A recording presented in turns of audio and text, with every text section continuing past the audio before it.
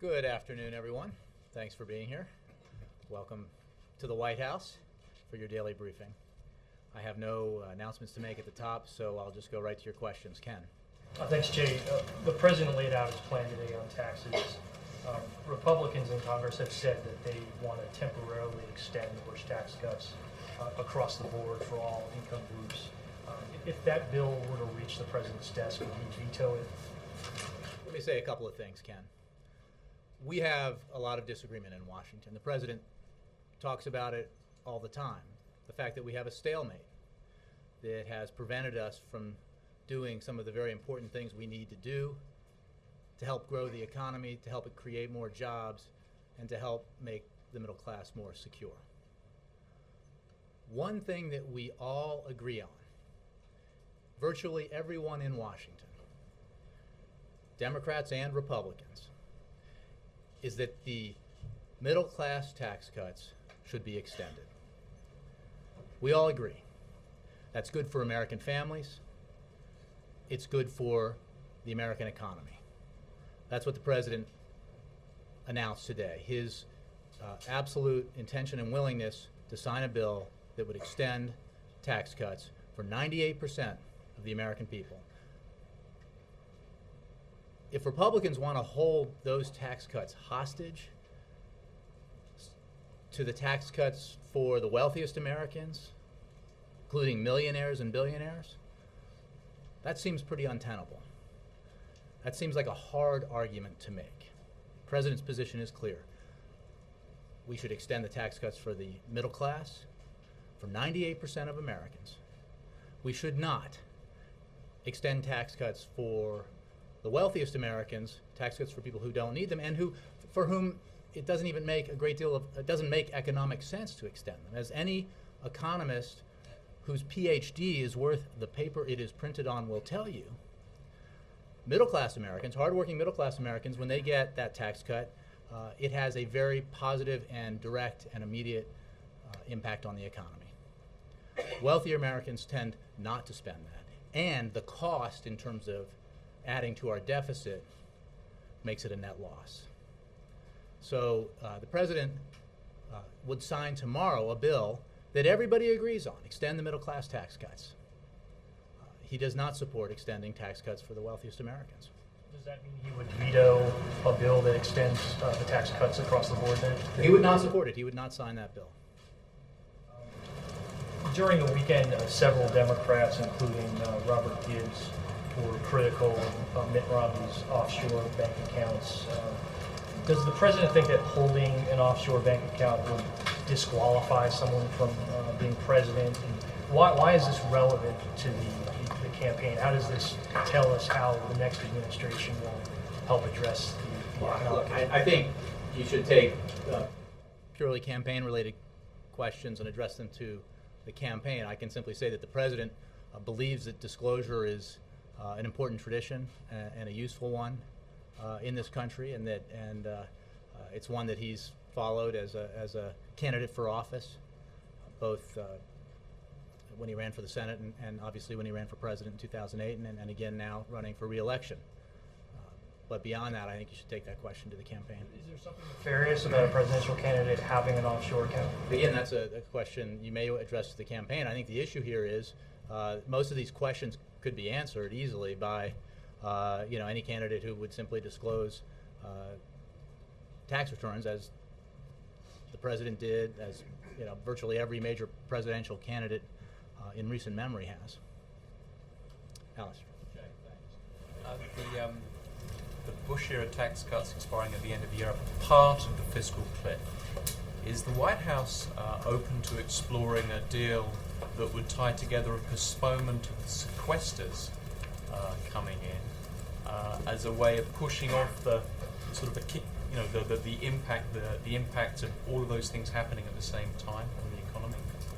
Let me say two things. One, in terms of creating some greater economic certainty, the initiative the president announced today, which is his absolute willingness and intention to sign a bill that would extend for a year the tax cuts for 98% of Americans, that would relieve, that would create certainty for the vast majority of Americans, and it would have a very positive impact economically. Our position, the President's position on the broader issues, when you talk about the sequester, it's an action enforcing mechanism, and we all know what needs to be done to address our medium and long-term fiscal challenges. It's very clear at length in the President's budget proposal what his position is on how we need to move forward to address these issues, and that's a balanced approach that includes non-defense discretionary spending cuts that we've already made and signed into law. It includes reforms to entitlement programs to make them stronger and more cost-effective, and it includes asking wealthiest Americans to pay their fair share, so that we do not ask ordinary hardworking Americans and seniors and parents of disabled children to be the ones to bear the full burden of getting our fiscal house in order. That's his position, but would he rule out doing a deal that tied the two things together to get an extension, given you're not going to get it done in his you're Congress? trying to negotiate something that will be decided much later in the year today. I think what we made clear today, what the President made clear today is there are a lot of issues where we have a great deal of disagreement. There is a stalemate in Washington that is due almost entirely to the fact that Republicans are so intransigent when it comes to asking that everyone pay their fair share and do their fair share. But one thing we all agree on, Democrats and Republicans alike, is that America's middle class should have this tax cut extended, that their taxes should not go up on average $2,200 in 6 months. Since we all agree on that, pass the bill in the Senate, pass it in the House, send it to the White House, the President will sign it. And that will have a positive effect on those American families and on the economy. Yeah. Thank you. Is the President wedded to that $250,000 threshold? And does today represent a change? Before he said $200,000 for individuals, $250,000 income for households, or I think we're still talking about households here. The President's position has been this very same position for a long, long time, and it has not changed, and it will not change. He believes that we should extend tax cuts for 98% of America's taxpayers, and we can do that. He, as you know, is in favor of extending those tax cuts and making them permanent. But again, recognizing that there is a stalemate in Washington and that the broader issues of tax reform are very much a subject of contentious debate, let's do something that can have a positive effect on the economy and have a positive effect on the finances of millions and millions and millions of American families, and pass this and sign it into law right away. some of his Democratic colleagues have made the case for putting that threshold at $1 million, letting the taxes go up only for those much, much higher category. Would he negotiate anything like that? Would he The reject President's that? position is clear. He announced it today. Again, this is something we all agree on, and we should be able to have Congress pass. The Senate Majority Leader, Harry Reid, has said that he looks forward to giving Democrats and Republicans in the Senate the opportunity to vote on this proposal he supports in the coming weeks. The President very much appreciates that. Again, here's the President's position, long held, encapsulated in this specific legislative proposal that everybody agrees on. And I guess the question is, if Senate Republicans oppose this, if Republicans beyond the Senate oppose this, they have to explain why, because you were here and so was I. We saw what happened. The tax cuts that were passed in the early part of this century, in 2001 and I think 2003, that disproportionately benefited the wealthiest Americans. We were assured at the time that the reason why they were so the right thing to do is because it would create prosperity for everyone, that the middle class would benefit, that average Americans would end up benefiting. What we saw instead was an economy that created fewer jobs than during any period of expansion in recent memory. We saw the incomes of the wealthiest Americans expand considerably, while middle class income stagnated or declined. And then the end point of this experiment was the calamitous recession that was the worst economic recession, the worst economic crisis that we've had since the 1930s. So we tried that. Didn't work out so well. A good point of comparison in terms of tax rates for wealthiest Americans is the period before that, under President Bill Clinton, which you also covered. When those tax rates were put into place, I remember in 1993, some Republicans said it would cause terrible recession and economic decline. Instead, we saw the largest peacetime expansion in our history. We saw an economy that created over 23 million jobs, I believe, and we saw the first budget surpluses in a generation or more. So when we're looking at what these proposals are and comparing them, we don't have to guess about what the impact would be if they were implemented. If the president's proposals were implemented versus proposals put forward by Republicans both in Congress and on the campaign trail. We've seen the impacts of those policy proposals in the past, and I think most people accept the premise that the statistics bear out, which is that the middle class did not do so well in a situation where tax cuts were given to disproportionately to the wealthiest Americans, and our budget deficits exploded, and we ended up in a terrible recession. Where do you get the 97% figure for small businesses that would be under the 250? Where do I get it? Yeah. Well, we can provide you the sources for this, but this is I'm glad you asked me about this. Ann's question is, as you almost, on a save get key, when this issue is raised about the need to end these tax cuts for the wealthiest earners in America because we can't afford them, opponents of that policy come out and say, well, you're raising taxes on America's job creators, on small businesses, but it is a fact that 97% of America's small businesses would not be affected by this. It is a fact that of the 400 wealthiest Americans, roughly half of them would qualify as a small business under the definition put forward by Senator McConnell and others.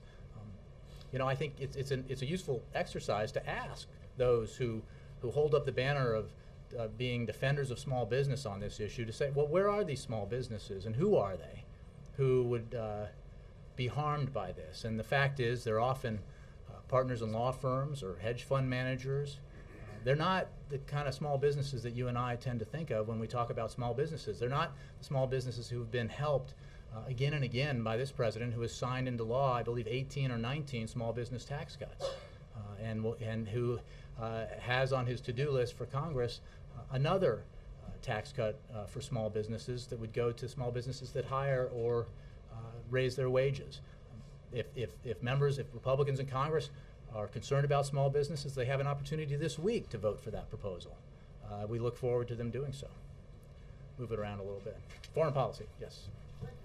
Dave, Perhaps, maybe you want to ask about the tax cuts. Afghanistan, I'm sure you and everyone here have seen the video, the quote, execution of the woman in the Taliban village. General Allen had a statement. We wanted to give you an opportunity to say something from the podium about that.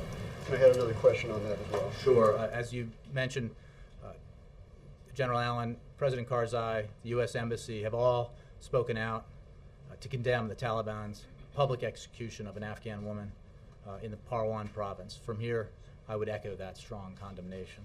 Under the Taliban's rule, women's rights were ignored, attacked, and eroded. This cold-blooded murder is another reminder to the Afghan people and the international community of the brutality of the Taliban. The United States stands alongside the Afghan people, and especially the women of Afghanistan, to ensure that the hard-won gains made by women in the last 10 years in that country are not only protected but advanced. This links over to the whole issue of talks with the Taliban and the kinds of things that this White House considers in this process of negotiations, and in fact where those talks stand at this point. Well, 2 points. One, we support an Afghan-led process of reconciliation. There cannot be peace in that country without reconciliation, ultimate peace. The criteria that we have made clear must be present for any reconciliation process, for any Taliban who would reconcile, is that they would abide by the Afghan constitution. They would lay down arms, and they would renounce any ties to Al-Qaeda and to the tactics of Al-Qaeda. So those are the criteria that we put in place. But reconciliation, I think everyone recognizes, is something that has to move forward, and we support an Afghan-led process of reconciliation. See that video? I haven't discussed it with them. I don't know.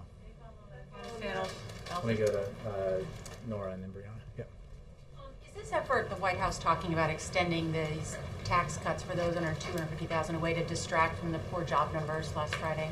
No, it's a way to focus on something that we all agreed on, which is that these tax cuts for 98% of tax-paying Americans should be extended, and coming together around that rare consensus, voting yes to it, and having the president sign it into law. How could it be a reaction to something that happened a few days ago when it's been the president's position all along that these tax cuts should be extended for middle-class Americans? On that very point, that it's been the president's position all along. In December 2010, when he advocated an extension of all of the Bush tax cuts, including those for the wealthiest of Americans, he argued that raising taxes would be a quote-unquote blow to our economy. So what's different from now from then? The president's position has always been that we should permanently extend the tax cuts for middle-class Americans, and we should no longer extend the tax cuts for the wealthiest Americans. At the time that you questioned, there was a package of proposals that passed that helped the economy at a time that was very vulnerable, and that the president signed into law.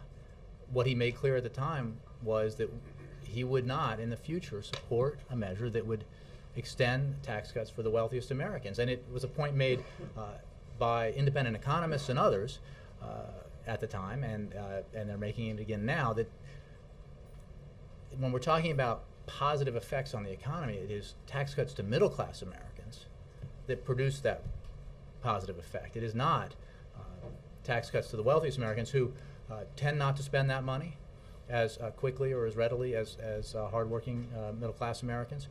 And the cost of extending those tax cuts, $65 billion, I'm talking about for the high end, $65 billion for 1 year, close to $1 trillion over 10, is prohibitive, and we cannot afford it, and it does not work as a matter of macroeconomic policy. We've seen what happened in the period from 2001 to 2008. Okay. We saw the impact of those policy decisions. The president said that raising taxes on entrepreneurs who have money, he said then when entrepreneurs have money, it frees up, quote unquote, other money to hire workers. So why was the argument then that raising taxes on entrepreneurs would be bad? Well, first of all, and you're now about it's apples and okay. oranges. As I just made clear, the small business... 2010, it would be a blow to the economy to raise taxes on individuals. Now he says it's not. Look, as I just said, we're talking 98% of the tax cuts, 98% for 98% of the American people, he has always supported extending. He supported it then, he supported it now. But in December 2010, he was worried about entrepreneurs. He's not now worried about Of course he is, entrepreneurs? which is why he has passed small business tax cuts and signed into law small business tax cuts for I think 17 or 18 or 19 times. It's why he has put forward a proposal that Republicans could join Democrats in supporting this very week that would extend another tax break to small businesses if they make new hires or expand the wages of their employees. The president's very concerned about that. You're buying into again the red herring argument that just isn't true, because and they can't back it up, that somehow the top 2% of America's earners are all a bunch of small businesses, when in fact the people who would be affected by this that I would identify themselves as small businesses under that definition are largely hedge fund managers and law firm partners and others who file that way, who tend to be doing much better than average hardworking middle-class Americans. The Joint Committee on Taxation and Republicans have pointed out that about 1 million businesses would be affected by this who file as subchapter S corporations. Again, And I can repeat it, and I will, that we're talking about 97% of small businesses, 97% would not be affected. The small businesses, Where is that figure from? I'll get you that. I don't have it in front of me. But this is not a disputed notion. I understand that. I mean, there was a great piece done not long ago when this was the debate about. It is a disputed Republicans say something different. It is disputed. Well, I think you ought to ask them, would hedge fund managers who file that way, who make millions and millions of dollars potentially, benefit from this? And are they one of the small businesses that they're looking to support? Would law firm partners who are doing very well, but who file as a small business because they're in a partnership, are they the small businesses that they're so desperate to protect? If they want to protect and assist small businesses, they ought to vote for the tax cut the president has put on the table and that will be voted on in the Senate this week. I understand that this makes them uncomfortable, because one of the reasons we have a stalemate in Washington is because of their absolute intransigence, their refusal to even entertain the idea that the wealthiest Americans ought to do their fair share. I mean, that's why we don't have a grand bargain. It's why we don't have the comprehensive balanced budget proposal that every independent commission that's looked at it, made up of Republicans and Democrats, that everybody who takes these issues seriously has said we need to have, that the president himself has put forward in numerous proposals to Congress. Because it's because when the would-be presidents in the Republican primary process were asked if they would support a proposal that had $1 in revenue increases for every $10 in spending cuts, to a person they said no. And that is so far outside of the mainstream in terms of what makes what the American people support and what is common sense economic policy, that it has created this stalemate. But one thing we can agree on is that middle class Americans, 98% of taxpayers in this country, should have their tax cuts extended. We cannot afford to extend them for the wealthiest taxpayers in America. It didn't work as economic policy, right? The tax rates that seem to concern those who are asking the question that you're asking of me were in place at a time of record economic growth, at a time when middle class did well and millionaires and billionaires did well, when mom and pop shops did well and large corporations did well, when folks on Main Street did well and people on Wall Street did well. By contrast, when we put into place the Bush tax cuts, look what happened. Middle class saw their income stagnate, and by the end of that 8-year period, we had the worst recession since the Great Depression. Alexis, sorry, I think I did say Brianna, then Chuck, then Alexis. Yeah, and Jay, sorry, Wendell, you too.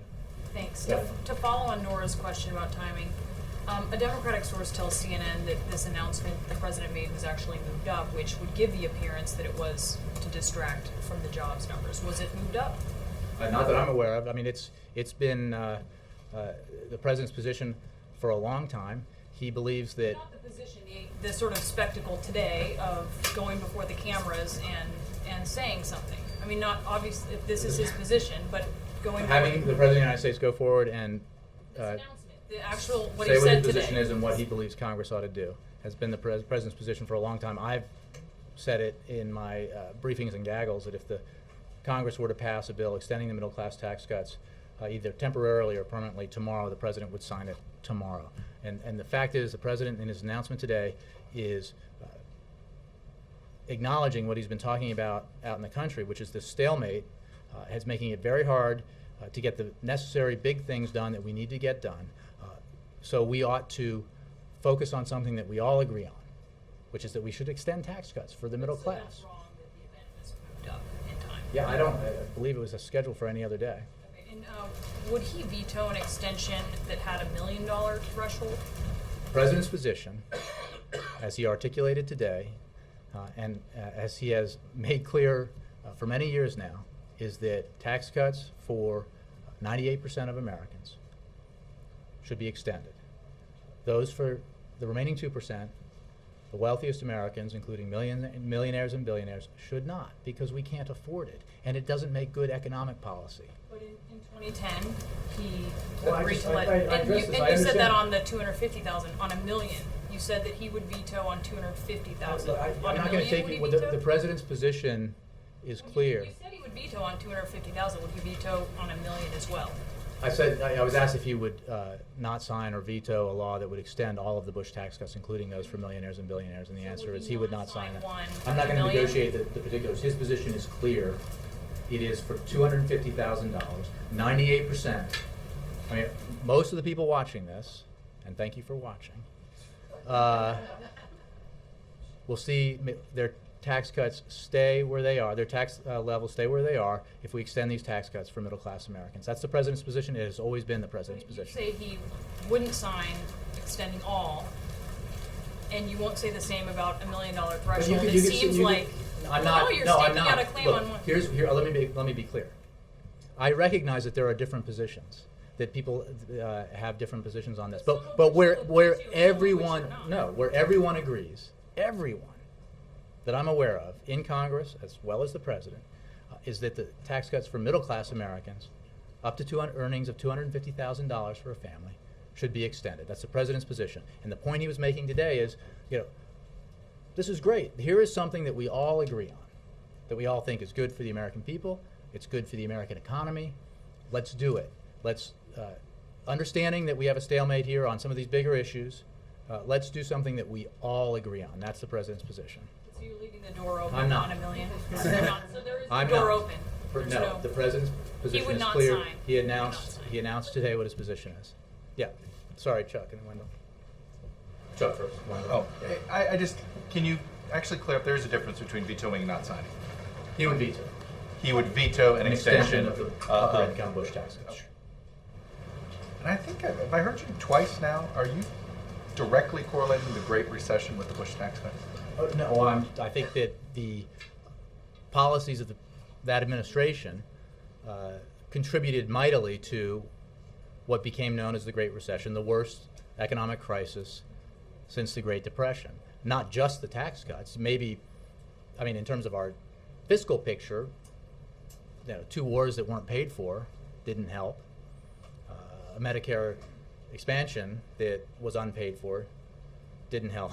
There were a lot of contributors, but what is absolutely the case, and I think you covered it too, Chuck, was that the campaign for those tax cuts was mounted on the idea that it would be beneficial for every American, for the whole American economy, and now that with the benefit of hindsight, we know that's not what happened. And in fact, that the period before that, when wealthier Americans paid a higher rate, not a historically high rate by any means, but a slightly higher rate, the economy did significantly better. And of course, there are different factors that contribute to that. But we know that this policy did not work.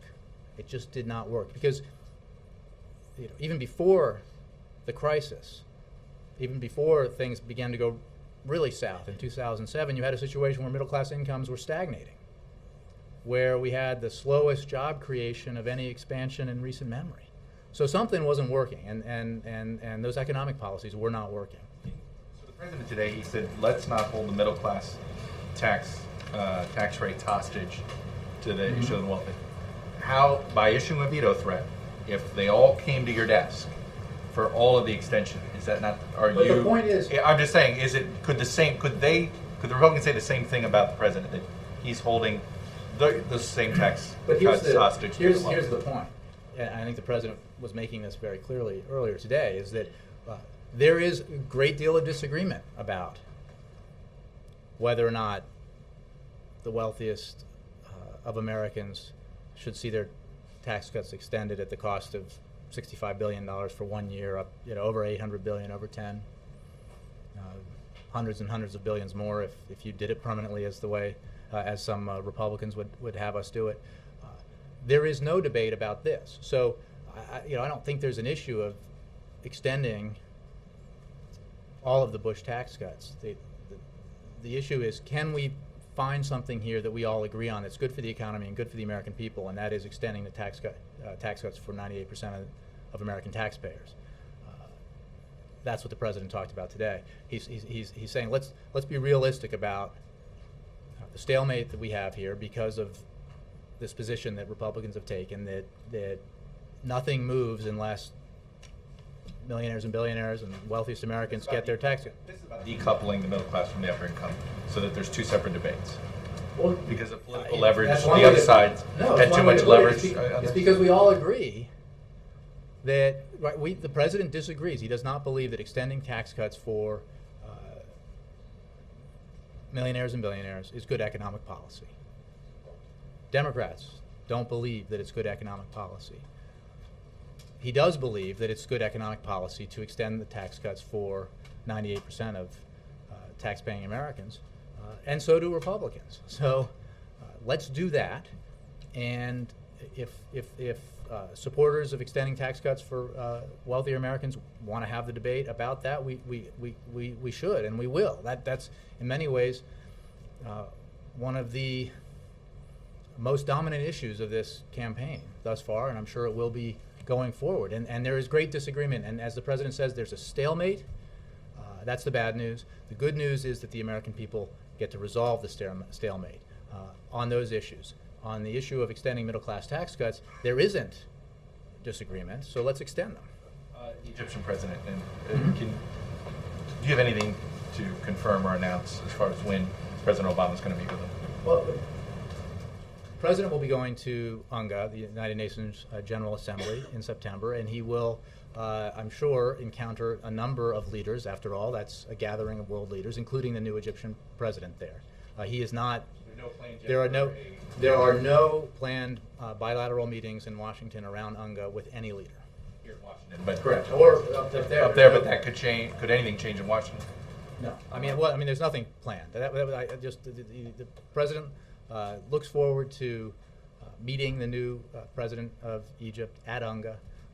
They have not met, and they will both be participating at the UN General Assembly. That is really the only issue here in terms of the reports. So they will have a one-on-one in there's some not- form, no, or that's not. no, there's that's nothing- not 100%. There's nothing scheduled like that. It's just they will encounter each other. Wave. Interesting. Fair enough. Sorry. Yes. Jay, the president said one of the reasons for today's proposal was to provide certainty for the middle class. Where's the certainty in a one-year extension? Well, the president very much supports permanent extension of tax cuts for middle-class Americans. Under his presidency, he's lowered taxes for middle-class Americans every year he's been in office.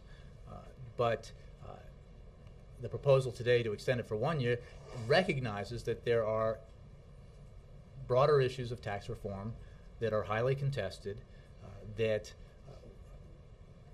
unless there's a real break in the logjam, will not be resolved before the election. So a 1 year extension provides the certainty for a year. It does a great benefit for the economy, and it saves the money that every baseline that your news organization relies on assumes will be spent on tax cuts for the higher income Americans, and it leaves till later the bigger issues of broader tax reform, which the president supports, and of a balanced approach to medium and long-term deficit reduction. Nora's question, in 2010, the president said, bad time to raise taxes at a time when growth was substantially higher than it is right now.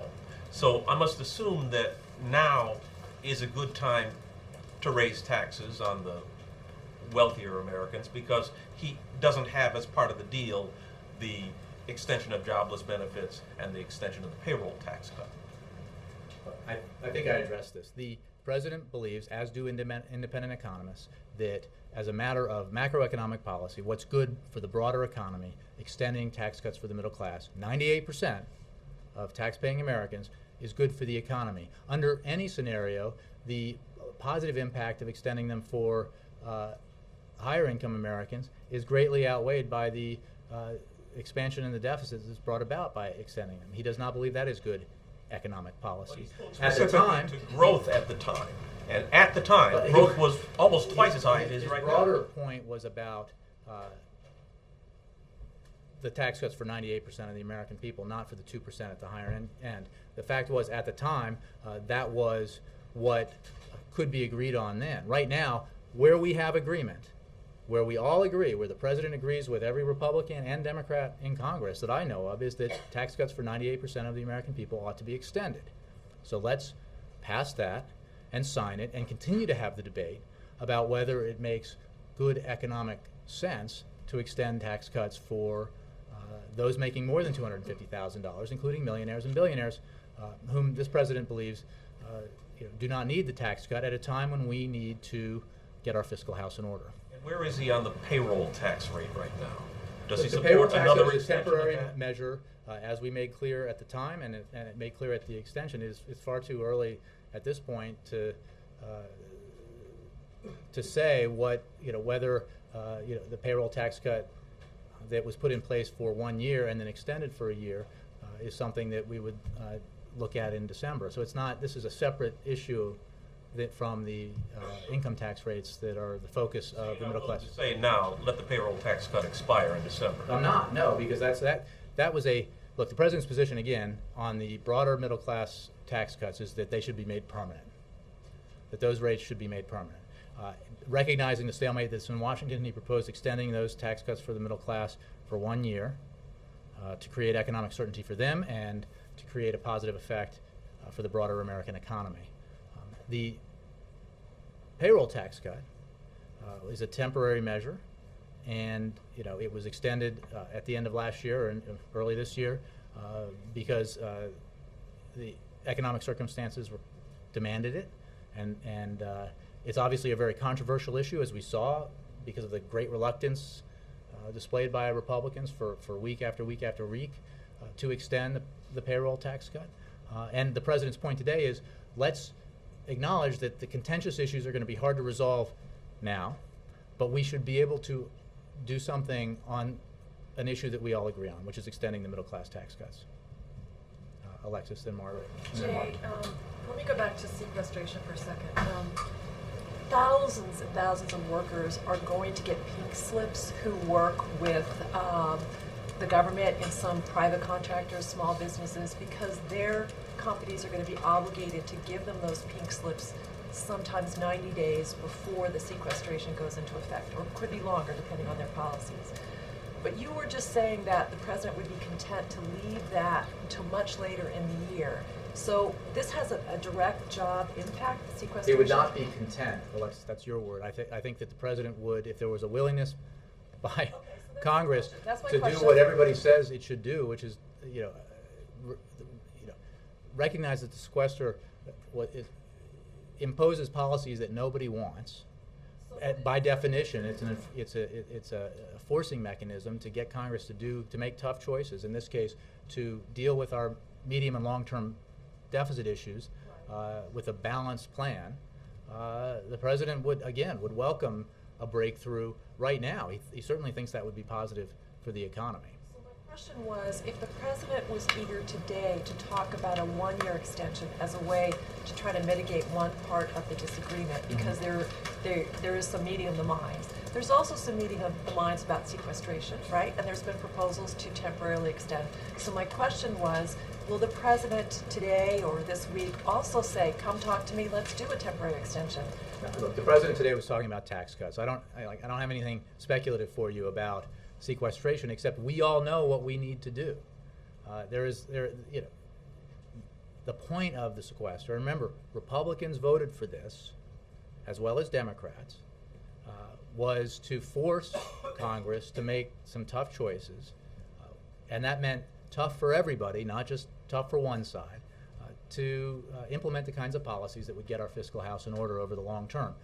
And that requires a balanced approach. It requires hard choices for Democrats and Republicans. It requires significant non-defense discretionary cuts in programs that affect a lot of people.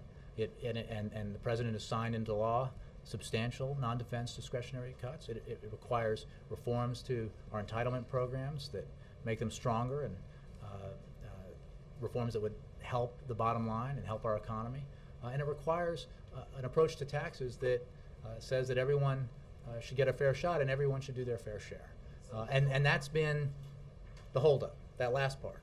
A refusal to do anything on dealing with the sequester, on tax reform, on our overall budget issues because of this broadly uniform position that they won't do anything if we don't give more tax cuts to wealthiest Americans, which just, it's not good policy. We saw that. We can't afford it. We know that. Proposals put forward by Republicans in Congress and the broader Republican Party, including the nominee, likely nominee for president, would make the situation much worse in terms of deficits and debt. They would, almost without question, result in tax hikes for the middle class. Like, this is just bad policy. So we need to, again, recognizing that there's a debate about this and a stalemate that the American people will settle in November, let's focus on the things that we agree on. And one of them is that we should extend these tax cuts for middle-class Americans. That's what the president wants to do. Margaret. Thanks. I have one domestic, one foreign policy. On the domestic, by pressing now, does the president believe that there's a good chance that he can get this extension done before the election? And if so, why? Is it because he thinks that Republicans will be, sort of pressured into a situation that they don't want to hear on the campaign trail? Or what's the argument for why this approach would get this done now instead of at the end of the year?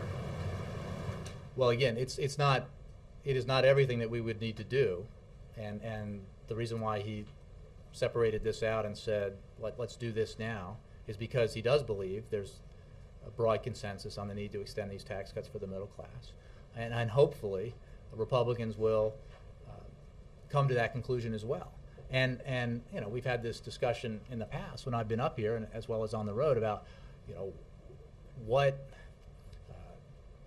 tactics by the president result in positive momentum legislatively. And what we've seen in the last year or so, or in the last 6 months or so, especially the last 10 or 12 months, is that when the president makes a public case for policy that is sensible, that is broadly supported by the American people, and he continues to make that case, that we see the kind of movement that initially seems unlikely in Congress, and that it will hopefully be the case here.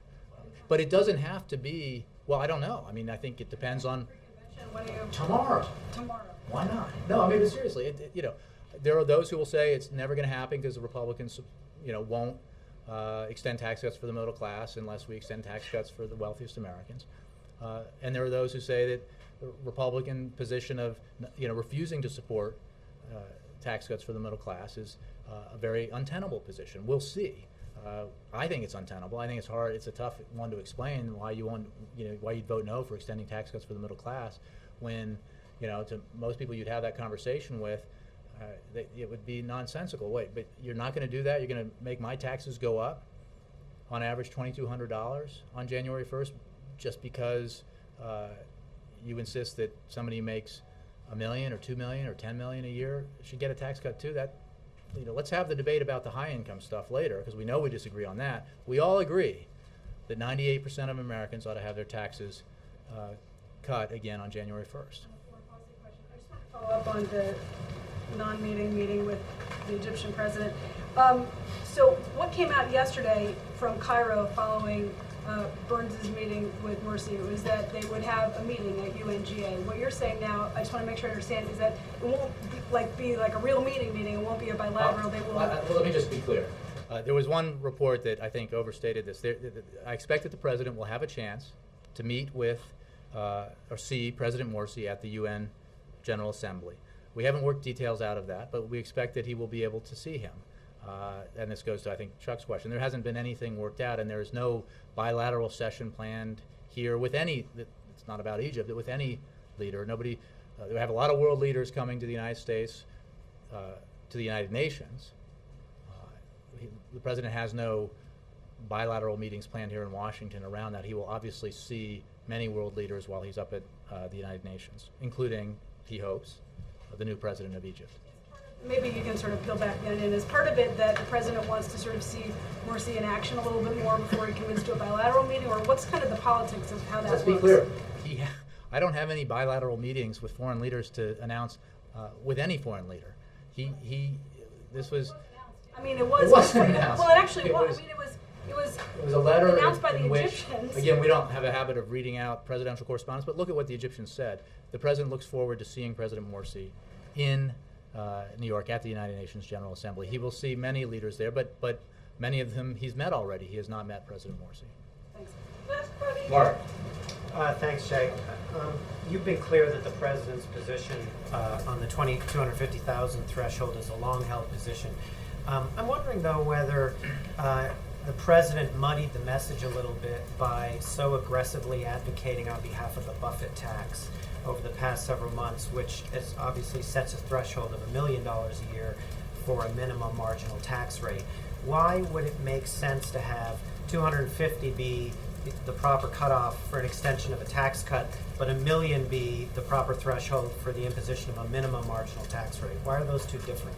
Well, there are different ways to answer that question. Some of them go to economic policy. The Buffett rule is a matter of principle that would guide a broader tax reform approach to tax reform, and we made that clear. I mean, what Warren Buffett said and what the president supports is that it is does not make sense and it does not seem fair that someone like Warren Buffett, who is a billionaire, would pay taxes on his income at a lower rate than his secretary or somebody like his secretary. The president agrees with that principle. The Bush tax cuts, the so-called tax cuts, are concrete law. The president has long supported, they expire. The president has long supported extending and making permanent the Bush tax cuts, the middle-class tax cuts for 98% of tax-paying Americans. And that is reflected in the announcement he made today, recognizing that there's a lot of debate and disagreement over tax policy in Washington and on the campaign trail, and that getting broader tax reform done, getting broader issues resolved would be very hard. Here's one thing we can all agree on, is that we need to extend these tax cuts for 98% of tax-paying Americans, for hardworking Americans. And it's not just let's just do that because it's 98% and it's middle class and we're all for that. It's good economic policy, because we know, and you know, and if you talk to economists, they'll tell you that tax cuts for Americans making less than $250,000, and especially for those solidly in the middle class, who are making ends meet every week and every month, giving them tax cuts, more money in their pocket, and not raising their taxes is good in terms of direct positive impact on economic growth in the near term. And there's a real difference there between, in terms of the macro issues, the economic growth issues, between tax cuts for middle-class Americans and tax cuts for the wealthiest of Americans. And one quick follow-up. Did the White House consult with Nancy Pelosi, Chuck Schumer, and others who are on the record for $1 million as a threshold prior to the president's announcement today? Yes, and we consult with Democratic leaders in the Senate and the House all the time. I don't think it came as a surprise to anyone, Republican or Democrat, in Congress, that the president supports extending tax cuts for middle-class Americans. But the short answer is yes. Yeah. Thanks, Jake. Does the president still believe Kofi Annan is capable of convincing President Assad of accepting a ceasefire? And does he consider this last visit as a last-ditch effort to solve this diplomatically? Well, as Secretary Clinton said, and I'll echo, there's not a lot of time here.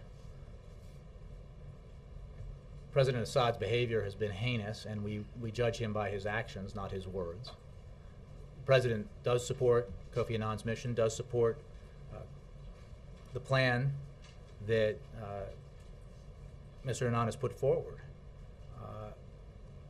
because we need that transition for the benefit of the Syrian people. And it is not one person alone who will bring about that transition in Syria. Certainly not Kofi Annan. I mean, President Assad, if he would finally do the right thing and step aside, could help facilitate it more than any one individual could. The fact is that there's broad international support for Kofi Annan's plan, and it is that pressure that we believe and we hope will ultimately lead to a political transition in Syria that creates a better future for the Syrian people, and that future cannot happen with Assad still in power, in our view. Yes, April. And then, sorry, what's your next? Yeah. Jay, President Obama has many hats, and in the 4 months leading up to November, as president, not as campaigner, but as president, what can the American public expect to see from him in these last 4 months before the election as president, not as campaigner? Well, I think you saw today that one thing that he wants to get done as president, with the help of Congress and as an extension of tax cuts for 98% of the American people, middle-class tax cuts. There are still a number of issues that we can get done that will benefit the economy and benefit job creation if we get some cooperation out of Congress. And sometimes you hear people say, we need a plan. We need to see a plan for dealing with the economy and job creation right now. And the president, as you know, put forward that plan, the American Jobs Act. Some elements of it were passed by Congress, including the extension of the payroll tax cut, but many of those elements were not passed. And outside independent economists have analyzed those elements, those unpassed elements of the American Jobs Act, and said that they would lead to the creation of 1 million jobs very quickly.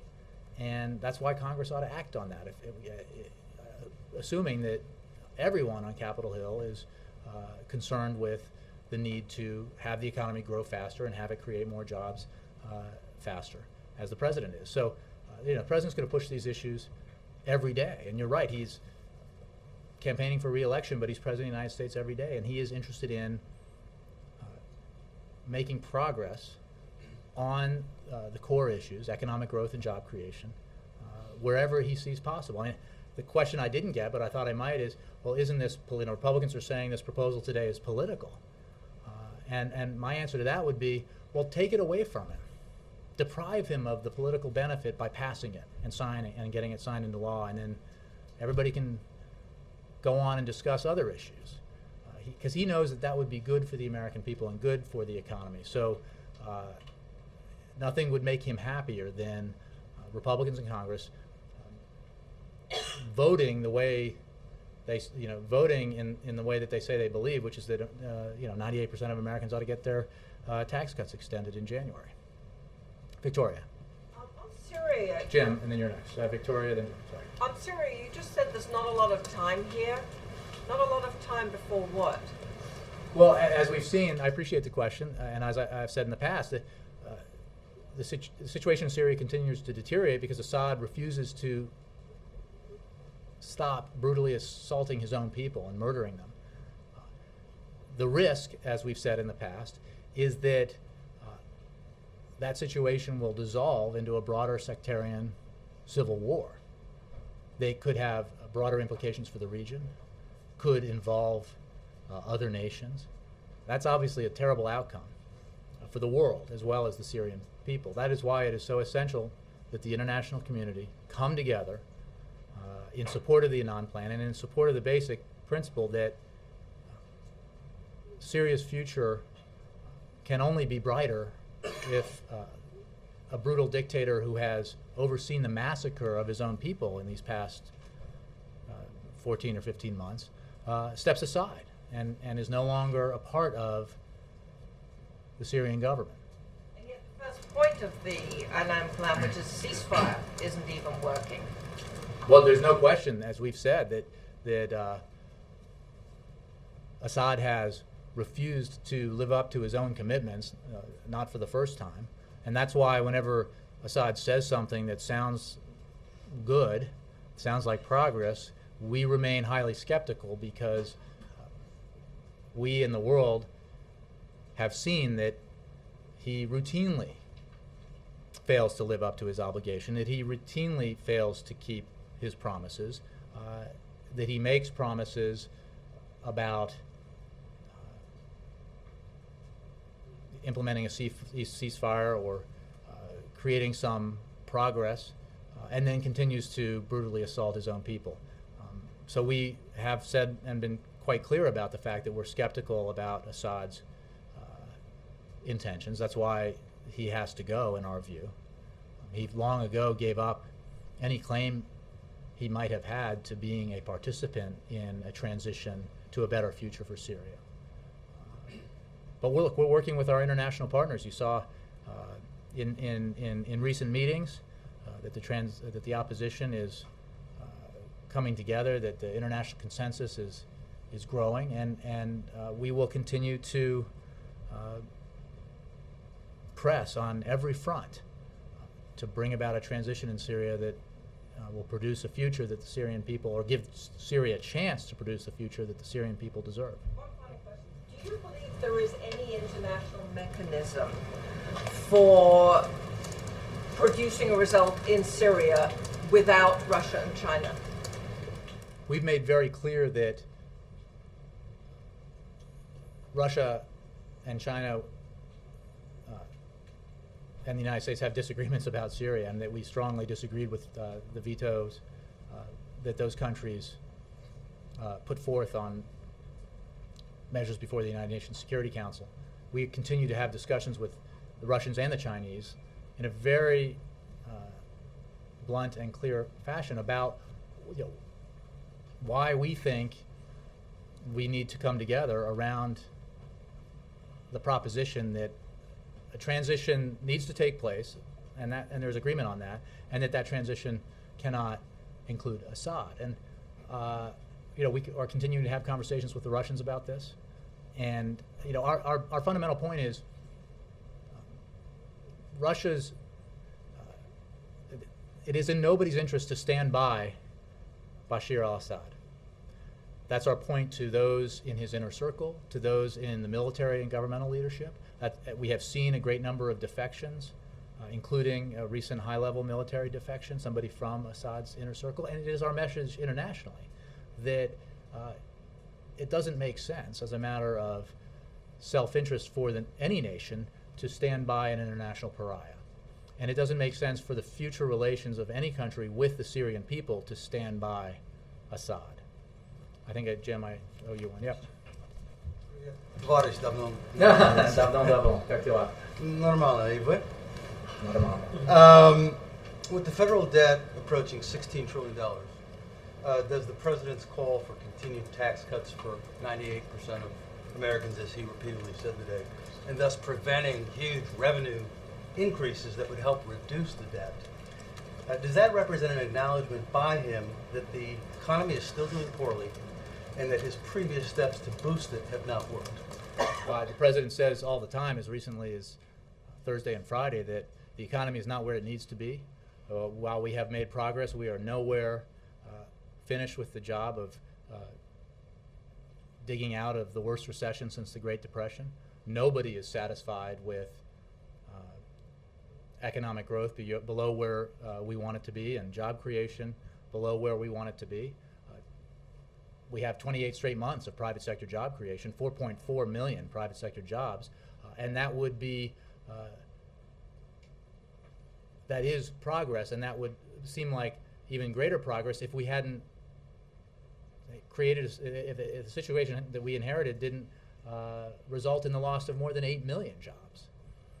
If we didn't have a situation where in the fourth quarter of 2008, before this president took office, the economy shrank by nearly 9%. I mean, think of that. The GDP shrank by nearly 9% in one quarter.